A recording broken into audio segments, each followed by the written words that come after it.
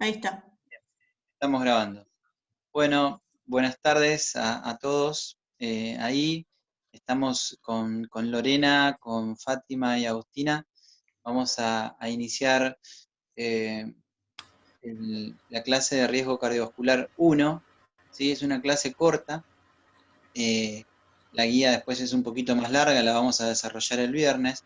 Y para empezar queríamos eh, repasar los objetivos de la guía en general. Y después nos adentramos en un poquito el repaso de la presentación. Los objetivos son conocer el concepto de enfermedades crónicas no transmisibles, su epidemiología y mortalidad, definir el riesgo, factor de riesgo y factores involucrados en enfermedad cardiovascular, analizar estratificación de riesgo, la estratificación del riesgo cardiovascular, en qué pacientes va a ser necesario aplicarla y ver la manera práctica de cómo hacerlo. Desarrollar el concepto de dislipemia, que ustedes un poco ya lo vienen viendo. Nosotros nos vamos a centrar un poquito en el diagnóstico, eh, algo de los valores de referencia a repasar en la guía, algún repaso cortito de la fisiología del transporte de lipoproteínas y de aterosclerosis. Y sobre todo identificar las recomendaciones para el rastreo de factores de riesgo cardiovascular, en qué pacientes los haríamos, ¿no? Para empezar, lo importante de las enfermedades cardiovasculares es enmarcarlas en relación a su peso en la epidemiología, ¿no? Y están dentro de lo que se llama actualmente las enfermedades crónicas no transmisibles, que la importancia es que son la principal causa de mortalidad en todo el mundo, ¿no? Dentro de estas enfermedades crónicas no transmisibles tenemos las enfermedades cardiovasculares, la diabetes, el cáncer y las enfermedades respiratorias crónicas, ¿no? Ahí tenemos un gráfico de tortas donde podemos ver que cerca del 40% de la mortalidad está explicada por las enfermedades cardiovasculares dentro de todas estas enfermedades crónicas no transmisibles, ¿sí? Y quizá una de los principales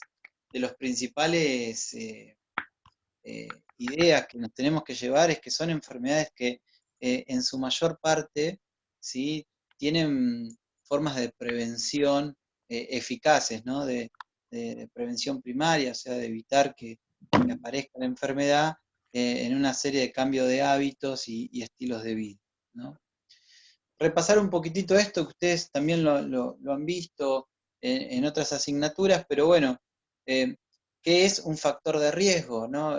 Un factor de riesgo es un rasgo, una característica o una exposición de un individuo que aumente su probabilidad de sufrir una enfermedad o lesión, ¿no? Entonces, lo más importante es que es un rasgo, es una característica, y por tanto es algo medible.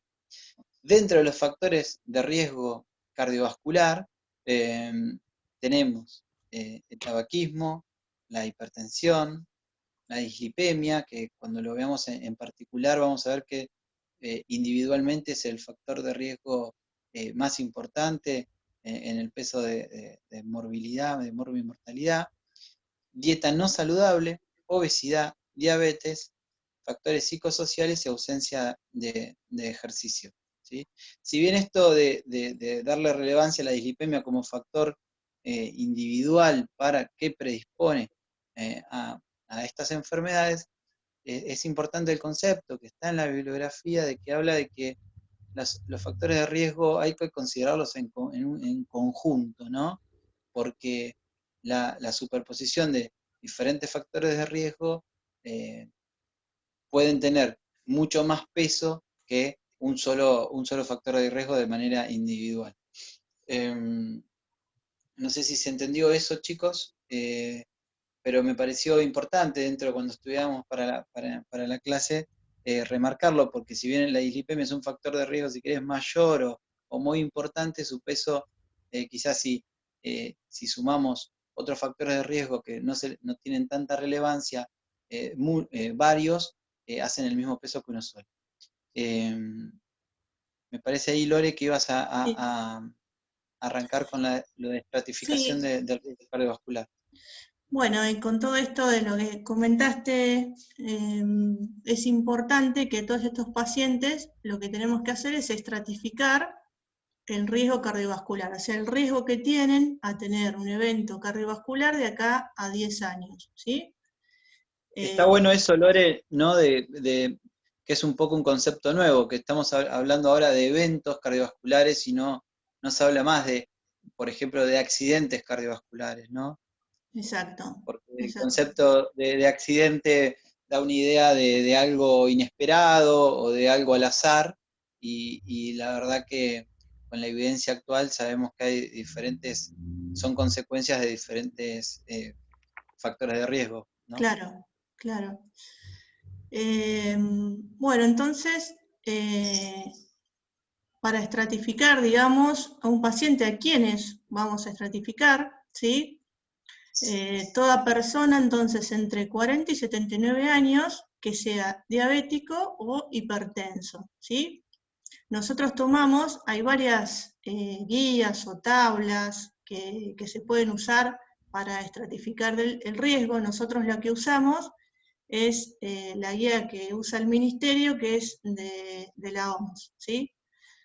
Que es la Por que ahí, más, Lore, sí, entonces, vos decís que un paciente, por ejemplo, llega a un control periódico de salud que está dentro de esas edades que determinaste, que tienen diagnóstico de hipertensión o diabetes, nosotros vamos a usar una metodología para eh, estratificar su riesgo y proponernos estrategias de disminuir, para disminuir ese evento que no queremos que ocurra, ¿no? Es así. exactamente. Para eso es uno de los motivos, digamos, que lo hacemos es para eso, para después trabajar en todos esos factores y tratar de disminuirlos para prevenir esto, ¿sí? Así que es fundamental, cuando uno hace el control periódico de salud, tener presente todas estas tablas y utilizarlas. Y Bien, además está bueno en el sentido de que le pone, a veces los pacientes o las personas tienen, cuando uno les pone un cierto número, ¿no? de posibilidades que un evento ocurra, por ahí eso también aplica como, como una información más que empodera al paciente sí, para decir, bueno, me hago más, cargo de esta situación, ¿no? lo haces más objetivable también, le pones un número, incluso te sirve para hacer un seguimiento después, porque puede ir viendo si va mejorando sus factores, puede ir viendo cómo se reduce el riesgo, ¿sí? Entonces te sirve en varios aspectos, va viendo, se va comparando con la población general también y cómo puede modificar ese riesgo con un cambio de hábito, en algunos casos, ¿no? Lore, Sí, ahí estaría bueno también agregar que, bueno, la estratificación de riesgo, como bien decía, sirve para hacer seguimiento y para individualizar un poco más, pero también esto o también, por ejemplo, la encuesta nacional de factores de riesgo, sirven para planificar también medidas de intervención a nivel más bien, digamos, del gobierno, ¿no? Elaborar políticas y demás, porque exacto. la idea de los factores de riesgo también es hacer una estrategia poblacional de prevención, además de individualizarla, porque obviamente muchos de estos temas de cambio de comportamientos y de hábitos y demás, no solo, digamos, no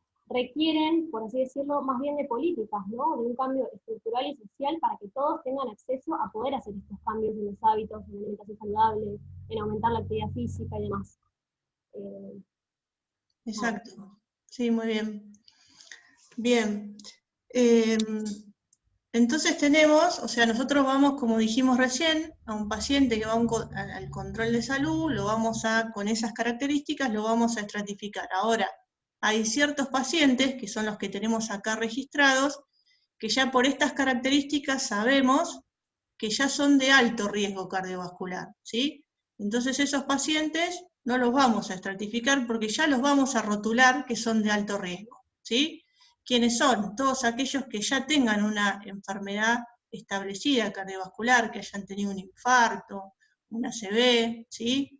Aquellos pacientes que tienen valores de colesterol muy elevados, como un colesterol total mayor de 310 miligramos decilitro, o un LDL mayor de 230, ¿sí?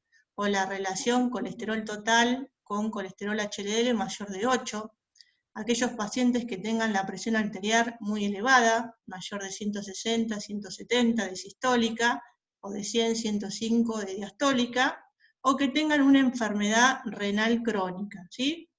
Todos ellos pacientes ya sabemos que son de alto riesgo. Entonces, ¿cómo son o cómo serían estas tablas? Acá pone, una vez que nosotros ya tenemos que el paciente, bueno, está dentro de los 40, 79 años, entonces me pregunto, ¿es diabético o es hipertenso? ¿Sí? Entonces ya lo voy a buscar a ver en qué tabla voy a utilizar. Entonces me fijo si tiene o no diabetes, el sexo, si fuma o no fuma, la edad, la presión arterial y el valor de colesterol, ¿sí? Estas son todas las preguntas que me voy a ir haciendo para ir luego a las tablas. Fíjense, para hacer más gráfico, acá tenemos una de las tablas. Esta es la tabla que, esta no es para diabéticos. Tenemos esta que es de diabéticos y la anterior que le mostré que no es de diabéticos. Entonces fijamos si es un hombre o si es una mujer. ¿Sí? Entonces, en caso es un hombre me voy a estas tablas. Si es una mujer me voy a estas dos tablas. Si fuma o si no fuma. En los dos casos lo mismo. Voy a determinar la edad, acá está la edad, 40, 50, acá es 60 y 70 años, ¿sí? Y acá en la parte de abajo voy a tener el valor de colesterol total, ¿sí? Mido siempre el colesterol total. Y del otro lado de las tablas tenemos el valor de la presión sistólica. Entonces yo voy a medir, no sé, tomo un paciente, un paciente varón, fumador, de 50 años, ¿sí? Que tiene el colesterol en 230, ¿sí? Lo tomo acá y tiene la presión en 140, bueno, lo voy a ubicar el cuadradito, digamos, en donde corresponda, según las características que tenga ese paciente, ¿sí? Eso me va a dar un color. Lo que ustedes van a ir viendo es que el color verde tiene mejor riesgo, ¿sí? Nivel de riesgo a tener un evento a un 10%, ¿sí? El amarillo ya va teniendo un valor entre un 10 y un 20%, ya el naranja entre un 20 y 30%, ya cuando se van más colorados, ¿sí? Es entre un 30 y 40 y más de 40. Ustedes van viendo en la tabla. A mayor edad, mayor riesgo. A mayor valor de la tensión arterial, mayor riesgo. Si analizan la tabla de los fumadores, siempre van a tener más riesgo, ¿sí? Y obviamente mayor valores de colesterol, mayor riesgo también. Fíjense esto, que si pasamos de estas tablas y vamos a las tablas para diabéticos, cómo es todo más, ¿no? Más colorado todo. Todos de mucho más riesgo. Cómo nos cambia el riesgo en todos los casos, ¿sí? La edad es Conviene lo no ser mismo. diabético. ¿Cómo? Conviene no ser diabético, Lore. Sí, totalmente, pero cada vez hay más casos, hay más. Algo estamos haciendo mal. Entonces miramos que la misma tabla, con los mismos valores de colesterol, con las mismas gráficas de edad y de tensión arterial, cómo va cambiando las tablas, ¿no? Cuánto aumenta el riesgo. En la guía tienen, que lo vamos a ver el viernes, tienen un montón de ejercicios para que puedan utilizar esta tabla, ¿sí? Así que eso cuando vayan armando, si van haciendo la guía, van a poder usar estas tablas y van a poder estimar el riesgo, ¿sí? Bien. No sé si se entendió o... Sí, perfecto. alguna... Cuando hablamos de riesgo en porcentaje, Lore, estamos hablando de un riesgo de tener un evento cardiovascular en los próximos 10 años, ¿verdad? O sea, Exactamente, tenemos, por ejemplo, un riesgo de entre un 20 y un 30% de posibilidad de tener un evento cardiovascular en los próximos 10 años, ¿no? Exactamente. Bien. Bien. Bueno, acá hay ciertas características que vamos a tener que tener en cuenta, ¿sí? Porque, o sea, puede hacer que ese riesgo me aumente, o sea, la tabla te dice, te dan en esos valores exactos de cuando yo veo al paciente en el momento del consultorio. Ahora, si este paciente es hipertenso y ya está tratado, por ejemplo, y ya lo tengo con un tratamiento, bueno, ese riesgo va a estar alterado, ¿no? O sea, porque en el momento yo le puedo tomar la presión, está bien, pero el paciente ya es hipertenso, ¿sí? O sea, me puede dar un riesgo menor, pero está medicado. Entonces yo tengo que contemplar todas esas situaciones. Y son esas situaciones que aparecen acá. Bueno, el primero que es si está bajo un tratamiento de hipertensión, ¿sí? Ante una menopausia prematura, casos de obesidad, sobre todo si es obesidad central, en casos de sedentarismo, si hay antecedentes familiares de alguna cardiopatía coronaria o accidente cerebrovascular en un familiar de primer grado, hombre menor de 55 y si es una mujer menor de 65. Concentración elevada de triglicéridos, cuando son más de 180 miligramos decilitros. Después, ante una concentración del HDL baja, menor de 40 en los hombres y menor de 50 miligramos decilitro en las mujeres, eso es todo, son todos riesgos más, aumentan el riesgo.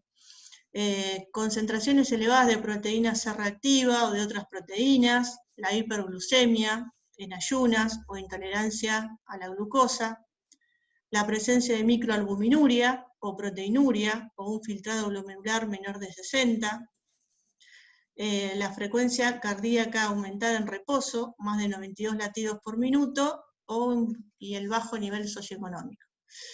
Bueno, todas estas situaciones siempre hay que tenerlas en cuenta porque me pueden aumentar el riesgo, a pesar de que la tabla me dé un valor. Si yo tengo alguno de estos parámetros, lo tengo que tener en cuenta porque si me dan un valor intermedio o algo que me deja de duda, eso me va a aumentar el riesgo, ¿sí? Bien, no sé si hasta acá vamos bien o... Sí, sí, vamos bien. Entonces, por ahí, como me parece como para remarcar, Lore, que es interesante, si bien la tabla nos va a individualizar un paciente, siempre hay que verlo en su contexto y ver que estas situaciones, que uno si mira solo la tabla y mira el hecho de la edad, los datos de la tabla, ¿no? El sexo, la edad, si es diabético o no, si fuma o no, si uno mira solo eso, puede incluso subestimar el riesgo, ¿no? Entonces, estar muy atento a esta situación. Bien. Bueno, ahora vamos a hablar un poquito de lo que serían dislipemias. Bien. No sé quién empieza de las chicas. Sí.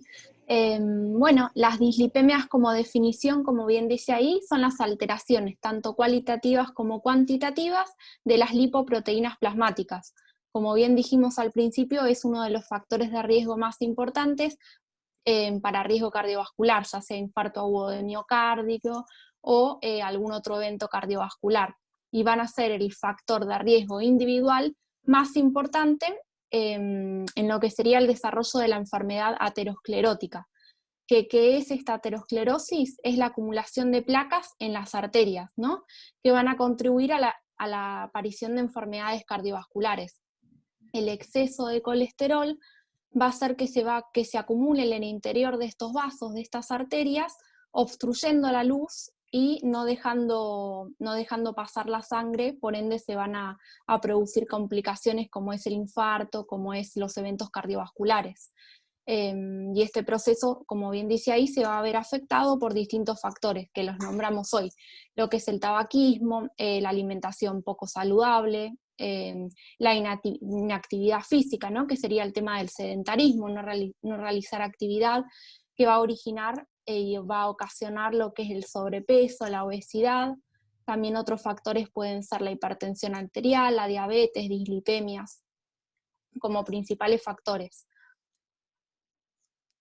Bueno, acá tenemos la división, digamos, de los tipos de dislipemias a partir de su etiología o de su causa, ¿no?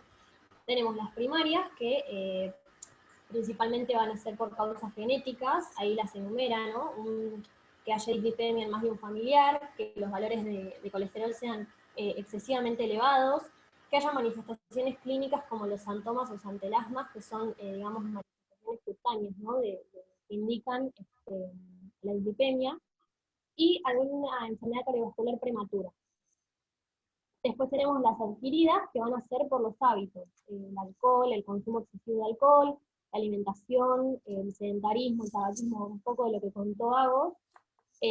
Y después las secundarias, que va a haber dislipemia a partir de una patología de base, que puede ser diabetes tipo 2, insuficiencia renal, hipotiroidismo, colestasis, algunos medicamentos.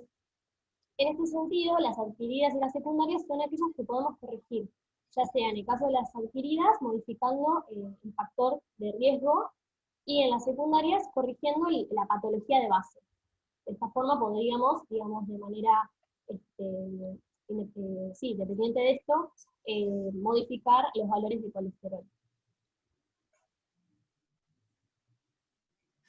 Perfecto. Y otra de las posibles etiologías también, o sea, dentro de las clasificaciones de las posibles causas que podemos encontrar, las podemos dividir en si es una hipercolesterolemia aislada, donde podemos ver un aumento, ¿no?, del colesterol total a expensas del LDL. Puede ser que encontremos una hipertrigliceridemia aislada, donde encontramos un aumento de triglicéridos, ya sea endógenos, es decir, a expensas del LDL, o exógenos, a expensas de los kilomicrones, o de ambos, ¿no?, aumentos tanto del VLDL como de los kilomicrones. Una hipertrigliceridemia mixta, donde podemos ver un aumento del colesterol total y de los triglicéridos, y la hipoalfa-lipoproteinemia, que sería una disminución del HDL. Siempre es importante conocer las dos clasificaciones, tanto la etiología como esta que se basa en lo que es el perfil lipídico, como bien dijo Fati recién, para poder ver las causas y en base a eso tratarlas. Exacto. También acá es importante, más que nada para la clasificación de explicado, saber la fisiología de las lipoproteínas, saber que las LDL son las más heterogénicas y demás, más que nada para entender estos conceptos que ahora los introducimos, y después obviamente en la clase los vamos a ver más profundamente, ¿no? Bueno, acá en la bibliografía comenta, ¿no?, cuáles son las recomendaciones para hacer el rastreo en función de factores de riesgo y de edad. Se hablaba un poco de controversias sobre cuándo iniciar, digamos, el rastreo, a partir de qué edades. Algunos dicen que aquellos que tienen mayor riesgo cardiovascular se tienen que rastrear a partir de los 25 y 30 años en hombres, y 30 y 35 en mujeres. Y aquellos que tienen menor riesgo cardiovascular, en hombres a partir de los 35 años, y las mujeres a partir de los 45. Esto nos da un panorama de cuándo empezar a hacer este seguimiento de perfil lipídico, ¿no? Y por otro lado, hay otros que dicen que se tiene que hacer a partir de los 20 años a todos y a todas, independientemente de que haya factores de riesgo o no. Lo que se recomienda es hacer una toma de 2 muestras con una diferencia de 14 días, en la bibliografía aclara que sea en el mismo laboratorio, ¿no? Y después comenta que a partir de tener valores normales y con un riesgo cardiovascular menor al 10%, este seguimiento se hace cada 5 años. En caso de tener antecedentes familiares o algún riesgo elevado, se va a hacer digamos, cada menos años, cada 2 más o menos. Hoy lo que comentábamos era que estas recomendaciones, a pesar de las controversias y la diferencia que hay entre cada una de las posturas, obviamente a la hora de la consulta,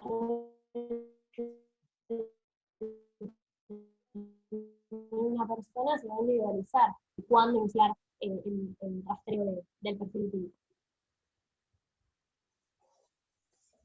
Perfecto, y siguiendo, bueno, un poquito lo que venimos diciendo, el tema del estudio y el diagnóstico.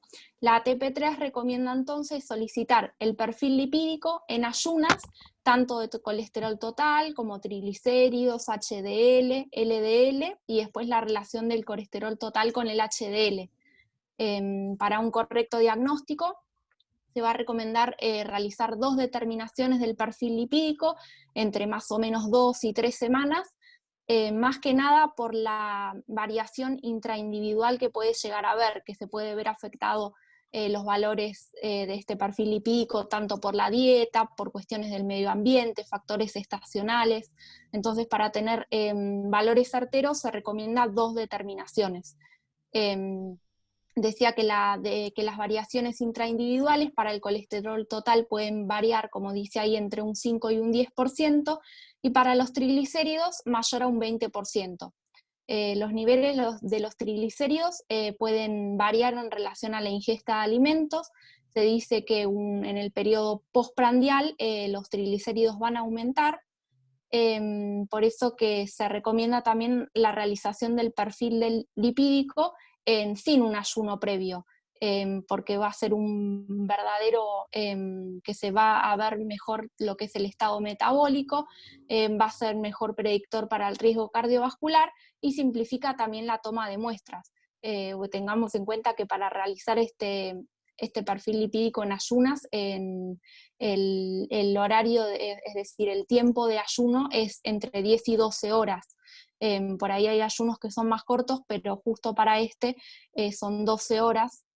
Entonces hay mucha diferencia en el cual la persona tiene que hacer tantas horas de ayuno, por eso también se podría recomendar sin ayuno. Igualmente está el tema de las controversias como lo vimos recién. Y ahí dice, bueno, que cuando los triglicéridos son mayores a 440 miligramos por decilitro, se debe repetir el estudio, ¿no? Con las 12 horas de ayuno correspondiente. Y también, más que nada, tener en cuenta el tema de la prevención. A partir de lo que vimos del riesgo cardiovascular y de las dislipemias, es fundamental tener en cuenta que es uno de los factores de riesgo cardiovasculares más importantes, y nosotros para realizar lo que es la prevención primaria vamos a tener en cuenta todo lo que es evaluar los diferentes factores de riesgo y poder modificarlos y poder hacer que no se produzca toda esta enfermedad aterosclerótica que vinimos viendo y que se relaciona mucho con la fisiopatología. Por eso muchísima importancia en la prevención primaria, y después, bueno, secundaria, una vez que la persona tenga dislipemia y todo, poder hacer el diagnóstico temprano para poder hacer el tratamiento, ya sea no farmacológico, que es interviniendo en todos estos factores, como vimos recién, la alimentación adecuada, evitar el tabaco, el consumo de alcohol, el tema de hipertensión, sedentarismo, y después la parte farmacológica, digamos. Bueno, bárbaro. Bien, sí, Buenísimo. me parece que está más o menos claro con ese resumencito que hizo Agus, ¿no? Yo creo que remarcar como conceptos importantes es a qué pacientes hay que estratificar el riesgo cardiovascular, cuáles son las excepciones y por qué podemos estar subestimando ese riesgo cardiovascular, y qué pacientes y en qué momento se hace un rastreo de la enfermedad de la dislipemia, ¿no? Que hay un poquito de controversia, pero me parece con que puedan recordar que si hay que hombres entre 25 y 30 años y mujeres entre 30 y 35 años, cuando tienen un riesgo cardiovascular elevado, y después cada 2 o cada 5 años, de acuerdo a cómo se den esos valores, y si tienen menor riesgo cardiovascular a partir de los 35 en hombres y 45 en las mujeres, ¿no? Con la salvedad que hay otros consensos, como el ATP3, que habla de que se tiene que hacer a partir de los 20 años. Anecdótico, pero por ahí lo podemos nombrar, es que en pediatría también se está proponiendo un rastreo de enfermedades dislipémicas, que no hay un consenso en general, pero bueno, cuando hay sospecha de enfermedad familiar o sea genética, en pediatría se arranca más temprano a hacer un rastreo, ¿sí? Con mucha controversia, pero bueno, está escrito. No está dentro de la bibliografía ni los objetivos de la clase, pero un poco por la práctica se los quería comentar. Me parece que no sé si alguien más quiere redondear algo, pero me parece que es una clase corta, concisa, con conceptos cortitos que está linda y que el viernes la vamos a poder redondear más. Sí, eso, que el viernes, bueno, todas las dudas que tengan, armen la guía, y el viernes, bueno, los esperamos para resolver la guía y sacar todas las dudas que queden sobre el tema. Bueno, Bueno, gracias a muy todos. bien. Gracias a vos, Fati. Gracias.